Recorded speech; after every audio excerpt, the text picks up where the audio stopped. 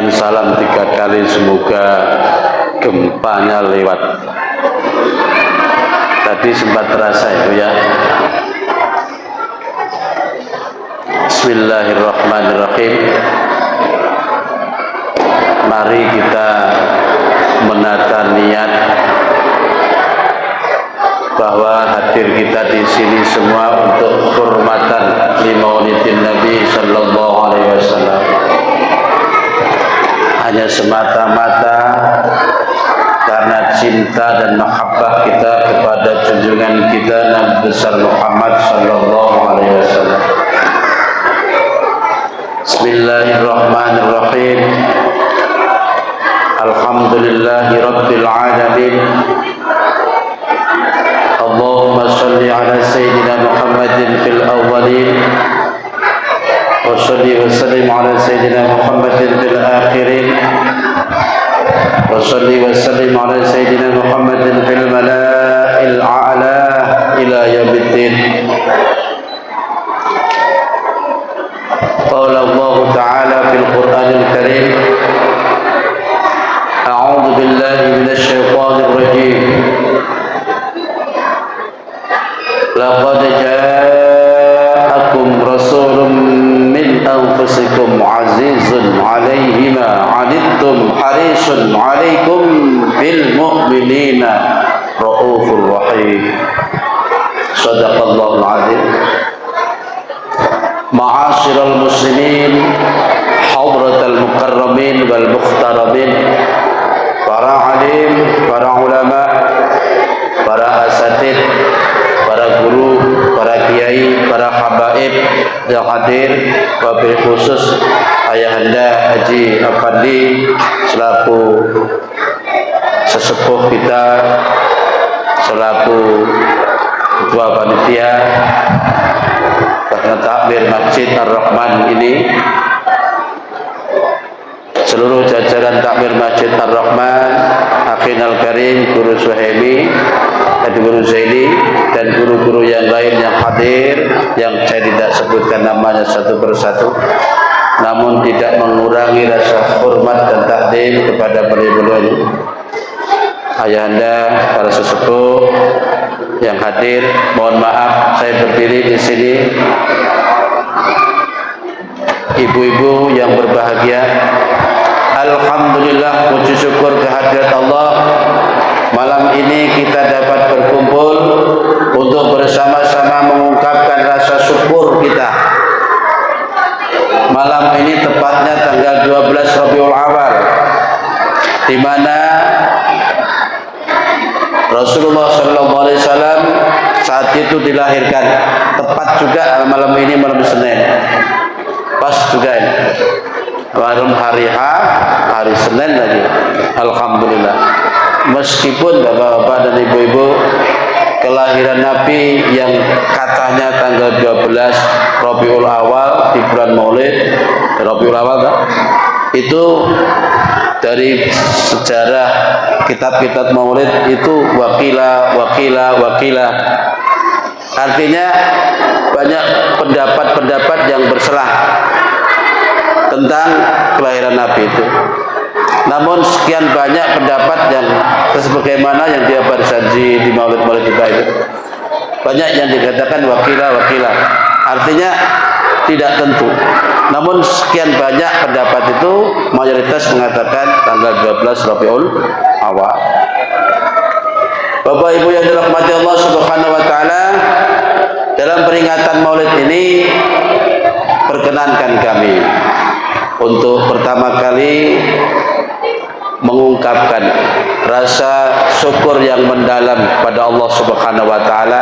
Kita diberi kesempatan untuk bisa ikut bertasyakuran telah diakhirnya seorang agung, seorang pilihan, seorang yang mulia yang memang dipilih oleh Allah Subhanahu wa taala untuk menjadi tauladan kita. Kali ini pertama sekali saya ingin mengucapkan terima kasih dan selamat bagi para panitia. Karena panitia ini, Bu, Pak, orang yang dipilih Allah untuk mengemas sebuah acara di mana acara itu diagungkan sifat-sifat Nabi, dimeriahkan sejarah-sejarah Nabi, sehingga orang yang sebelumnya tidak mengenal bisa mengenal. Ini orang yang paling banyak beruntungnya tentu panitia terlebih dulu, sebagaimana yang diungkapkan dari berbagai sahabat. Saya pertama kali bacakan. Menurut Abu Bakar As-Siddiq, beliau berkata, man anfaqa dirhaman ala qiraati maulidin Nabi sallallahu alaihi wasallam kana rafiqi fil jannah. Abu Bakar berkata, tentu ini menerangkan sabda Rasulullah, berkata begini, barang siapa yang mensedekahkan, meninfakkan, membelanjakan 1 dirham saja dari hartanya guna untuk memeriahkan acara maulidin Nabi sallallahu alaihi wasallam, maka orang ini, kata Nabi, besok akan jadi temanku di surga. Masya Allah. Saya kira lingkungan sini tadi semua mulai, apalagi ibu-ibu, mulai dari pagi sudah mempersiapkan diri, belanja sampai masak sampai sore tadi, kemudian dandan berangkat ke sini. Luar biasa. Semua itu dilakukan untuk apa? Untuk membuktikan bahwa kita cinta pada Rasulullah SAW. Bahagia. Kemudian yang kedua, Umar bin Khattab juga berkata, man 'azzama maulidan Nabi sallallahu alaihi wasallam faqad ahyal Islam. Ini pendapatnya Abu Umar bin Khattab. Barang siapa yang mengadakan maulid Nabi, barang siapa yang mengagungkan maulidin Nabi. Maulid itu artinya Pak, hari kelahiran. Kalau maulud itu yang dirayakan adalah anak yang dilahirkan. Tapi kalau maulid adalah masa atau hari di mana Nabi dilahirkan. Kata Umar bin Khattab, barang siapa yang mengagungkan, menghormati, merayakan hari kelahiran Nabi sallallahu alaihi wasallam, faqad ahyal Islam. Sungguh dia telah menghidupkan agama Islam. Sungguh dia telah menghidupkan syariat-syariat Islam. Sungguh dia telah mensiarkan agama Islam. Kita buktikan dengan adanya setiap maulid Nabi seperti ini menunjukkan bahwa Islam sangat eksis, khususnya di lingkungan itu. Coba kita bayangkan Bapak Ibu, andaikan 1 bulan Maulid ini nggak ada orang yang merayakan ini, gara-gara orang itu bid'ah, itu bid'ah ini, akhirnya nggak ada yang sepi Pak, itu pasti sepi. Makanya ini seperti sebagaimana menghidupkan Islam. Jadi untuk membuat Islam itu menjadi jaya, menjadi maju, menjadi termasuk acara seperti ini, ya, diagungkan. Kemudian saya hanya membacakan aja saya. Utsman bin Affan juga berkata, man anfaqa dirhaman ala qiraati maulidin Nabi sallallahu alaihi wasallam faka'annama syahida ghuswata Badrin wa Hunain. Barang siapa yang membelanjakan hartanya untuk mengagungkan agama, mengagungkan maulid Nabi ini, gitu, untuk acara di mana di situ dibacakan maulid Nabi, sebagaimana yang dibacakan para guru-guru tadi, ada Simtul Turon, bisa jadi Barzanji, bisa maulid Tibai, bisa Syarafil Anam, apalagi, dan maulid-maulid yang lain, ya. Adalah riskan kalau di situ peringatan maulid Nabi tapi tidak dibacakan sejarah Nabi, tidak dibacakan, diterangkan akhlak mulia Nabi, ya, riskan sekali. Makanya wajib kayaknya baca selawat setiap kali kita memperingati maulid Nabi. Makanya tadi saya sengaja Bu, saya berangkat duluan, jadi teman-teman nunggu tadi, tapi saya berangkat duluan, jadi saya kepingin ngikutin pembacaan selawat tadi. Kemudian Sayyidina Ali juga berkata, man 'azzama maulidan Nabi sallallahu alaihi wasallam fa kana sababa qira'atihi la yakhruju minad dunya fil iman wa yadkhulul jannata bighairi hisab. Ini Sayyidina Ali berkata, nadanya hampir sama, Pak. Barang siapa yang mengagungkan maulid Nabi, entah itu mengadakan pengajian seperti ini, entah itu mengadakan pembacaan maulid-maulid berjanji atau maulid simtuturot, maulid apa sajalah. Yang penting di situ menerangkan tentang sejarah Nabi. Baik itu secara berjamaah seperti ini atau pribadi masing-masing, terserah aja. Gitu. Di rumah-rumah maupun di masjid atau di mushola atau di tempat terbuka, terserah. Yang penting mengadakan itu di mana di situ dibaca sejarah-sejarah Nabi, la yakhruju minad dunya illa bil iman wa yadkhulul jannata bighairi hisab. Maka orang ini nanti tidak meninggal kecuali membawa iman alias husnul khotimah. Masya Allah, luar biasanya. Kemudian besok di akhirat, wa yadkhulul jannata bighairi hisab, masuk surga tanpa melalui hisab. Wes pokoknya pol-polan itu, beruntung sekali. Ini para sahabat utama Rasul yang mengatakan demikian. Kemudian waqala Junaid al-Baghdad qaddasallahu sirah, man hadara maulidan Nabi sallallahu alaihi wasallam wa 'azama qadrahu faqad faza bil iman. Syekh Junaid al-Baghdadi ini seorang tokoh sufi kondang. Siapa sih yang ngerti Syekh Junaid? Semua orang khususnya sufi mengenal ini beliau. Barang siapa menghadiri peringatan maulid Nabi, oke, mungkin ibu tidak ikut memasak, tidak ikut menginfakkan hartanya, tapi ikut hormat menghadiri peringatan maulid seperti ini. Ini semata-mata menunjukkan kecintaan kita kepada Nabi. Maka faqad faza bil iman. Orang ini benar-benar beruntung telah mendapatkan tanda iman. Pokoknya nek wong teko di sini memperingati maulid Nabi, nyata itu nek wong iman. Orang beriman. Langsung Bapak Ibu dirahmati Allah. Wa qala Imam Syafi'i, ini kemudian para tabi'in, pendapat tentang maulid Nabi ini dimulai dari sahabat-sahabat, sangat menarikkan. Kali ini pendapat Imam Syafi'i saya bacakan supaya tidak ada yang bi'ah mengenai maulid Nabi berbid'ah.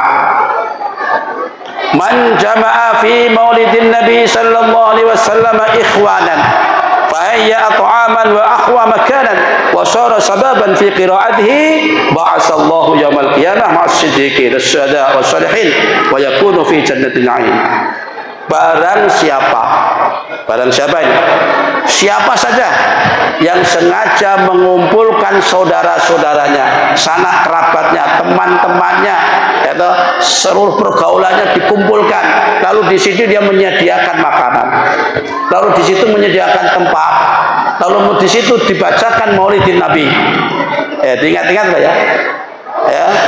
Konco-konco ini dikumpulkan, teman-temannya, kerabat-kerabatnya, tetangganya dikumpulkan, sengaja dikumpulkan, disediakan makanan, disediakan tempat, lalu di situ dibacakan maulidin Nabi.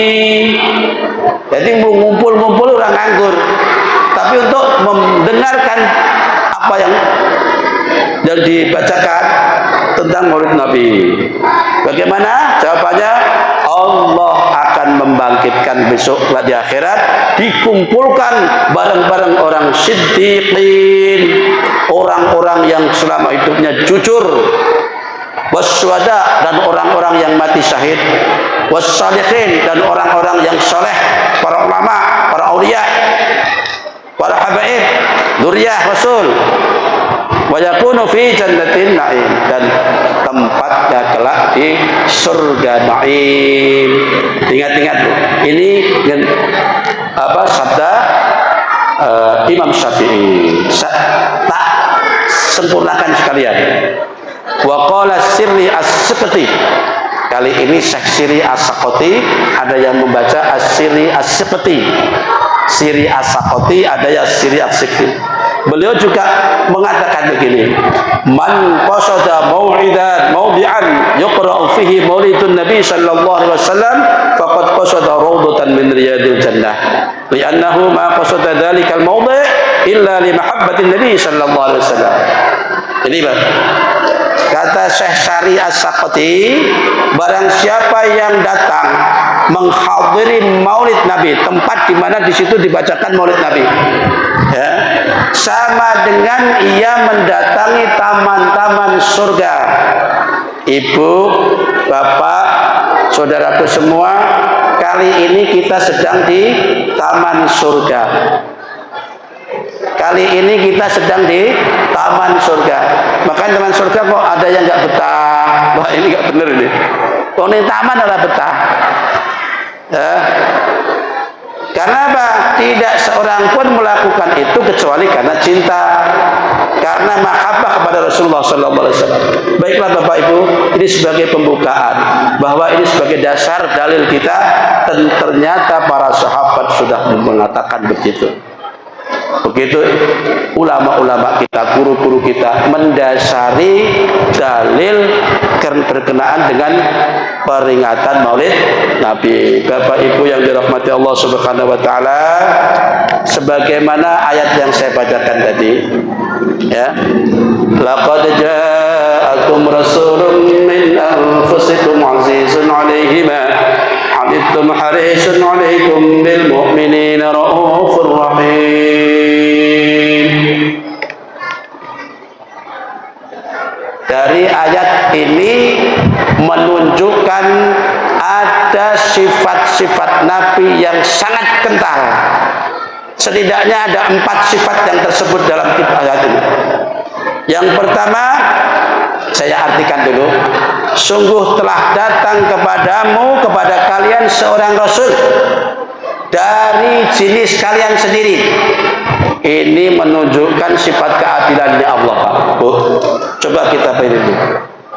Allah perintah seorang utusan kepada kita, umatnya ini, manusia ini, juga dari bangsa manusia, min anfusikum. Tidak pernah kita membayangkan bagaimana kalau Allah itu mengutus seorang utusan kepada kita, tapi dari jenisnya malaikat, dari jenisnya jin, atau dari jenisnya lain. Bisa kita bayangkan betapa repotnya kalau kita mau komunikasi, betapa repotnya kalau kita mau tanya soal hukum, soal peristiwa. Nah, diutuskannya Nabi kepada kita dalam bentuk jenis dari bangsa manusia juga, ini tentu sebagai rahmah bagi Allah, rahmat dari Allah, anugerah yang besar. Maka patut kiranya kita bersyukur. Min anfusikum, sungguh telah datang kepada kalian seorang Rasul dari jenis kalian sendiri. Ya. Terus ini mulai sifat yang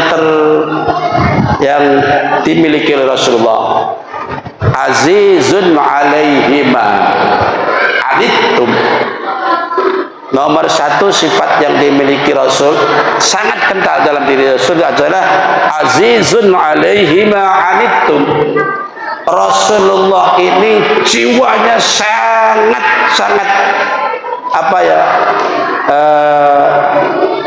sosial. Jadi peka terhadap apa yang dialami oleh umatnya, sehingga segala penderitaan, kepedihan, kesusahan umatnya terasa pula oleh Rasulullah. Azizun alaihi ma anittum, terasa berat olehnya apa yang menimpa dirimu. Anittum. Ini pertama. Jadi sangat peka sekali terhadap penderitaan dan apa yang dialami oleh umatnya. Ini contoh pemimpin yang sangat luar biasa. Jadi tidak hanya memberi contoh, tapi juga menjadi contoh. Sekarang ini Pak Bu, orang gampang dan mudah untuk memberi contoh. Kita terangkan pada anak-anak, oh contohnya seperti ini nak, seperti ini nak. Tapi untuk menjadi contoh sekaligus susah orang. Ya, Tapi kalau Nabi begitu perintah, umpamanya perintah sholat, Nabi sebelum perintah sudah melakukan. Nabi memperintahkan orang umatnya untuk bersabar. Nabi ini saking sabar Pak Bu, saking sabar sampai dalam hidupnya ini seringkali mengalami kelaparan. Bahkan ada yang menceritakan Nabi itu seringkali menyumbang perutnya dengan batu. Ini seorang pemimpin dunia melakukan seperti itu. Karena apa? Bagaimana orang akan peka terhadap penderitaan rakyatnya, umatnya, kalau dia sendiri tidak pernah merasakan. Makanya ini disebut azizun alaihi ma anittum. Ini yang pertama. Kemudian yang kedua, harisun alaikum. Harisun alaikum, sangat menginginkan darimu agar kalian menjadi orang yang selamat. Artinya jadilah orang yang taat, yang takwa kepada Allah. Ini keinginan Rasul. Makanya Nabi itu sampai tidak rela kalau mendengar ada umatnya satu saja yang masih di neraka. Ya, tuntunan sudah disampaikan, ajaran sudah disampaikan, kok masih ada orang yang masih di neraka. Nabi ini nggak rela Pak, nggak rela. Makanya sifat Nabi begitu, harisun alaikum, sangat menginginkan keimanan akan dirimu. Jadi sampai Nabi itu seluruh hidupnya diserahkan untuk berjuang, untuk berdakwah, untuk berdakwah sampai ya katakan dirinya sendiri, beliau sendiri nggak terurus, katakan berjuangkan kita. Ya, kemudian yang ketiga dan keempat di situ ayatnya raufun bil mu'minina raufun rahim. Ada rauf, ada rahim, kasih dan sayang. Bapak Ibu yang dirahmati Allah Subhanahu wa taala, berbicara tentang sifat mulia Rasul tidak ada habisnya. Meskipun berkali-kali sampai berhari-hari tidak ada habisnya. Betapa banyaknya kitab-kitab yang menerangkan tentang sifat mulia Rasul. Kali ini berizinkan saya menyampaikan setidaknya ini bukan berarti ini mutlak segitu. Ada 7 bukti cinta Nabi kepada kita. 7 bukti cinta Nabi kepada kita umatnya. Ya. Tapi bukan hanya 7 saja. Ya, ini versi saya dan tidak menutup kemungkinan banyak sekali bukti-bukti bahwa Nabi mencintai kita. Yang pertama, doa Nabi itu begini, terkenal itu doanya.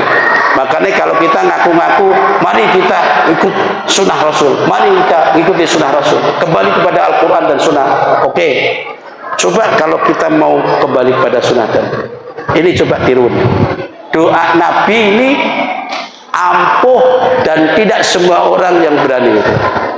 Dungane Nabi begini Pak Bu, Allahumma ahyini miskinan wa amitni miskinan wahsurni yaumal qiyamati fi sumratil masakin.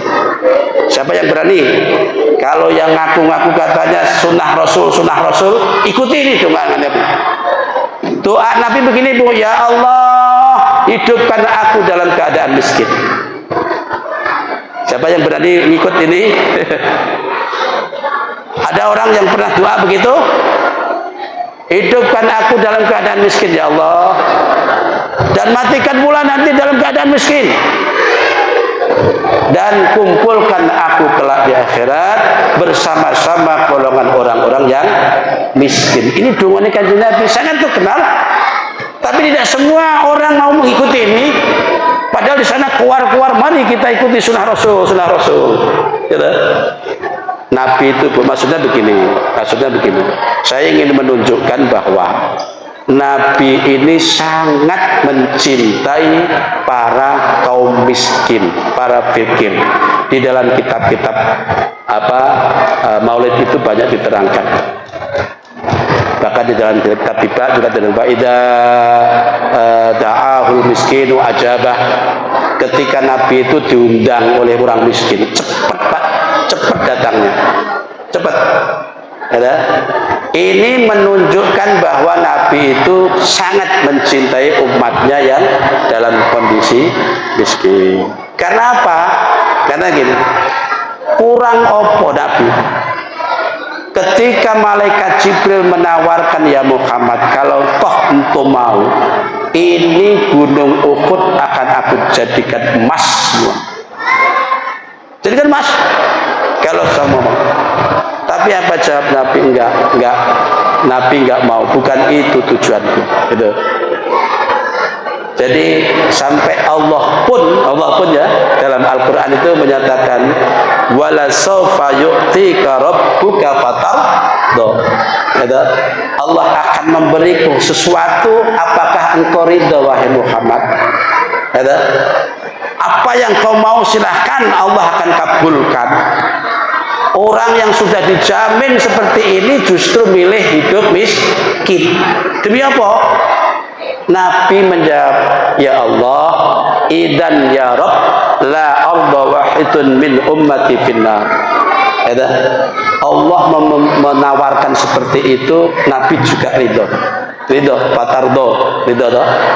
Tapi Nabi mengatakan begini, oke ya Allah, tapi aku tidak akan rela jika ada umatku satu saja umatku finnar, di neraka. Jadi lagi-lagi Nabi memikirkan umatnya. Ini pertama. Kemudian yang kedua, cinta Nabi kepada umatnya justru sangat-sangat terlihat di saat detik-detik menjelang wafat beliau. Ya, cerita wafat beliau ini panjang lebar dan sangat mengharukan, Bu, Pak. Jadi saya nggak berani menceritakan. Jadi gini aja, garis besarnya saja. Ya, di saat ini menjelang beliau sakit lah, dititrakan dalam kitab, banyak kitab Dapok Iku Lapar ada, di dalam kitab Durratun Nasihin juga ada. Di situ begini ceritanya, Ibnu Mas'ud ini menceritakan dengan kayak pokoknya sangat mengharukan. Ketika Nabi sedang sakit keras menjelang wafat itu, ya, mengumpulkan para sahabat, termasuk Siti Fatimah dikumpulkan di situ. Kemudian beliau berkata, selamat kalian semua, usikum bitaqwallah wa ta'atih. Aku hanya wasiat pada kalian agar taat pada Allah dan Rasul. Jadi Nabi, corok bahasa kita, Pak, sungguh ini waktuku sudah tiba, waktu perpisahan sudah dekat, aku akan kembali kepada Rabbku, kekasihku, Allah Subhanahu wa ta'ala. Mendengar begitu para sahabat langsung nangis, Pak. Nangis, pokoknya kerung-kerung banget. Akhirnya Nabi berwasiat, nanti kalau aku sudah wafat, ya tolong Sayyidina Ali. Ini orang yang tiga ini sudah dipilih, Sayyidina Ali, Fadl bin Abbas, dan Umamah bin Zaid. Ini yang dipilih Allah untuk ngeramut. Ali, Fadl bin Abbas, terus Umamah bin Zaid. Ini yang ditunjuk Nabi untuk memandikan, mengkafan. Kalau kita lihat Sayyidina Ali siapanya? Sepupu beliau. Ya, terus Fadl bin Abbas juga sepupu beliau. Dipilih. Sayyidina Ali sekalian sepupu juga langsung sekaligus menantu. Ya, Fadl bin Abbas yang sepupu juga. Abbas kan paman Nabi. Nah, kalau yang Umamah bin Zaid ini, itu statusnya mungkin cucu kali ya, karena Zaid itu dulu anak, tapi anak temun atau anak angkat gitu loh, ya. Nah, Zaid ini punya anak namanya Umamah. Zaid ini kulitnya hitam, Pak, hitam. Termasuk Umamah ini juga hitam banget. Ya, itu dipilihkan Nabi untuk memandikan, gitu. Setelah itu Nabi berpesan kepada orang tiga ini, setelah kalian nanti memandikanku, kemudian mengkafani, ya kalau kalian mau, itu ada kapan dari jubahku yang sudah saya pakai, ya lalu letakkan aku sebagaimana di tempat tidur biasa. Kemudian tolong aku tinggalkan sejenak, ya. Setelah dikafani, Nabi berpesan, tolong aku tinggalkan sejenak keluar. Karena yang pertama kali akan mensolati jenazahku adalah Allah Subhanahu wa ta'ala. Kemudian menyusul Jibril, kemudian Mikail, kemudian Israfil, dan bala tentaranya. Setelah itu kalian silahkan masuk, sholatkan aku berkelompok-kelompok. Ini ceritanya. Waktu itu Sayyidina Fatimah ya nangis, Pak. Pembuca putri beliau yang masih nangis sejadi-jadinya. Para sahabat juga menangis, ya Rasul, engkau yang bagi kami adalah utusan. Setiap kali kita ada masalah selalu kembali kepada engkau. Kalau engkau tinggalkan kami, lalu siapa yang akan kami tanya? Siapa yang akan kami adukan permasalahan kami? Kemudian Nabi bersabda, jangan khawatir, aku tinggalkan kepada kalian dua macam penasihat. Taraktul wa'idhain natiqun wasomitun. Aku tinggalkan buat kalian penasihat yang dua penasihat. Satu yang bisa ngomong, yang satunya tidak bisa ngomong. An-natiq wasomit, gitu. Jadi al-natiq adalah Al-Quran, ya. Jadi kalau kalian bermasalah, aku tinggalkan dua wasiat ini, dua pitutur. Jadi kalau kalian menghadapi masalah, kembalikan kepada Al-Quran. Terus yang somit, yang bisu, yang tidak bisa ngomong, apa pitutur yang ditinggalkan Nabi? Adalah al-maut, kematian. Jadi kalau masalah apa saja, ingatlah kan kematian, itu selesai sudah. Itulah. Jadi ketika itu, Pak, karena Nabi dilahirkan di hari Senin, ternyata hari Senin ini membawa banyak permasalahan. Jadi pengalaman pertama, Nabi dilahirkan di hari Senin, kemudian Nabi dihijrahkan juga di hari Senin, Nabi diangkat sebagai Rasul, mendapatkan wahyu pertama juga di hari Senin, dan beliau wafat juga di hari Senin. Makanya saat itu ketika menjelang hari Senin itu, di hari Senin itu sakit Nabi semakin parah. Nabi semakin parah hari Senin itu. Nabi sampai berkata, ini hariku yang pertama dari hari-hari akhiratku, dan ini hari terakhirku di dunia. Para sahabat sampai menangis, Pak. Menangis terus. Piye gitu. Gitu ya. Nah, akhirnya pada saat itu Jibril datang. Jibril datang dengan membawa kabar gembira. Karena Nabi menanyakan, ini kok Jibril sahabatku kok dalam kondisi seperti ini gak datang. Tiba-tiba ada Jibril datang, kemudian membawa kabar. Nabi bertanya, ya Jibril, mali indallahi minal karamah, mali indallahi minal karamah. Wahai Jibril, keramat apa, kehormatan apa yang akan aku peroleh di sisi Allah? Jadi kira-kira apa? Jibril berjawab, ya Rasulullah, ya Rasul, seluruh pintu langit telah dibuka lebar untuk menyambut kedatangan roh panjenengan. Seluruh malaikat berbaris berdandan siap menyambut kedatangan Tuhan. Seluruh bidadari di surga berdandan bersolat untuk menyambut kehadiran Tuhan. Surga pintunya semua terbuka untuk menyambut kedatangan Tuhan. Nabi mendengar kabar begitu, cukup bilang alhamdulillah, ya syukurlah kalau begitu. Tapi satu saat Nabi bertanya, aina tarakti ummati, lalu bagaimana keadaan umatku ya Jibril? Ini Pak Bu, Ini tanda-tanda cinta Rasul kepada umatnya. Kita ini di saat-saat seperti itu yang ditanyakan justru kita, nasib kita. Fa kaifa ummati ya Jibril? Lalu bagaimana umatku Jibril? Kalau aku memang sudah sedemikian penyambutannya, lalu umatku gimana? Kata Jibril menyampaikan firman Allah, ya Muhammad, Allah telah berfirman, qad haramtul jannata ala sa'iril anbiya hatta tadkhulaha. Allah mengharamkan, melarang surga dimasuki nabi-nabi terdahulu. Mulai dari Nabi Adam sampai Nabi Isa belum dapat masuk surga hatta tadkhulaha, sehingga engkau masuk duluan. Wa haramtuha ala sa'il umam hatta tadkhula ummatuha.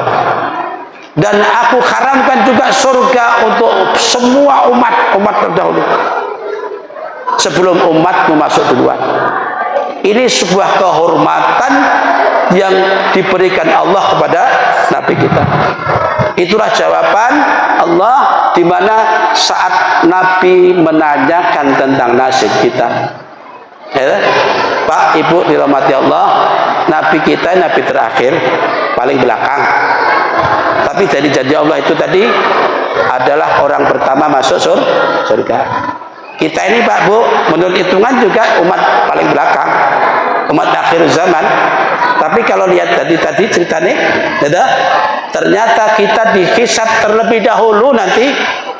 Artinya itu kalau kita masuk surga ya surga duluan, umat dulu belum. Tapi kalau masuk neraka ya masuk duluan, umat dulu dorong. Itu Pak. Itu contohnya. Baik. Itu tandanya Nabi cinta kepada kita. Di saat-saat genting seperti itu umatnya yang ditanyakan. Oke. Kemudian yang ketiga, di saat sudah benar-benar nasa. Ya toh? Ini begini ceritanya Pak. Dalam kitab itu saking panjang lebarnya. Saat malaikat Israel datang, ya, beliau berdiri di samping kepala beliau situ dengan wajah yang sangat sopan, bersih, tidak seperti biasanya. Ya toh? Di saat itu Nabi, wahai Israel, aku lihat engkau, tapi kok nggak lihat sahabatku? Nabi belum selesai ngomong bertanya tadi, langsung malaikat Jibril datang. Ya toh? Akhirnya malaikat Jibril pun berdiri di samping Rasul sebelah kanan. Lalu Israel menjalankan tugasnya, mencabut roh Rasul dengan super pelan, super hati-hati. Karena nazar itu Pak Bu, katanya ceritanya sakitnya luar biasa. Ini dirasakan oleh Rasul. Padahal Israel nyabut roh Rasul ini super pelan. Begitu sampai di dada sini rohnya, di dada, Nabi sempat istirahat. Malaikat Israel pun juga memberi istirahat. Saat itu Nabi sempat bertanya, ya Israel, ya Rasul, apakah begini sakitnya sakaratul maut? Apakah begini sakitnya orang sakaratul maut itu? Roh dicabut dari badannya. Israel menjawab sambil minta maaf, ya Rasul, aku menjabut roh Tuhan dengan sangat pelan, hati-hati betul. Tapi biar begitu sakitnya luar biasa. Sampai Nabi berkata, kalau begitu ya Israel, tumpahkan rasa sakit umatku di saat nazar kepadaku, tumpahkan semua, biar aku yang rasakan. Ya. Kemudian saat itu Nabi masih bisa berbisik, Bapak Ibu masih bisa berbisik. Fatimah disuruh mendekat, telinganya disuruh mendekatkan ke mulut kanjeng Nabi. Di saat itu Fatimah mendengar beliau berwasiat. Apa wasiatnya? Ayo, kira-kira apa? Wasiat yang terlontar dari mulut mulia Rasulullah di luar dugaan Fatimah.